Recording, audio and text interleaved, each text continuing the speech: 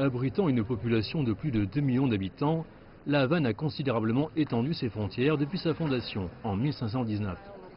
Les districts et quartiers portent encore la marque de l'époque coloniale jusqu'à l'ère moderne. La plus ancienne section de la ville, largement restaurée, est visitée par les touristes du monde entier.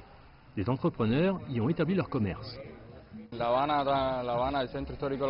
La vieille partie de La Havane est devenue un centre touristique majeur ces dernières années, ce qui favorise les initiatives privées avec de nouvelles opportunités. Pas loin de la vieille ville se tient l'un des premiers districts de La Havane, Guanabacoa, fondé en 1554 du côté est de la baie de La Havane.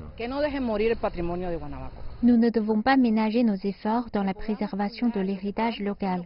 Nous devons le développer car il fait partie de notre histoire. C'est la seule façon de transmettre ce patrimoine à nos petits-enfants.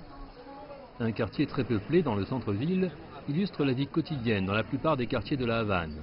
Des garçons de course, des vendeurs dans des rues peuplées. Je trouve que c'est génial que notre ville fête ses 500 ans. Nous devons nous battre pour avoir de meilleures conditions de vie, l'unité, l'honnêteté et garder notre ville propre, claire et en harmonie avec ses habitants. D'autres districts, construits après la révolution de 1959, comprennent un grand nombre d'immeubles d'inspiration soviétique, pas aussi colorés que d'autres quartiers, mais ils font partie intégrante de La Havane. La Havane m'a changé comme elle s'est changée. Je puis réaliser beaucoup de choses ici. Beaucoup de Cubains d'autres provinces viennent dans cette ville en quête d'un avenir meilleur. Le très populaire boulevard du front de mer de la ville, El Malecón, relie la vieille ville à des quartiers plus modernes. C'est un endroit très prisé pour se détendre. C'est le long de ce boulevard que les habitants de La Havane organisent chaque année leur carnaval.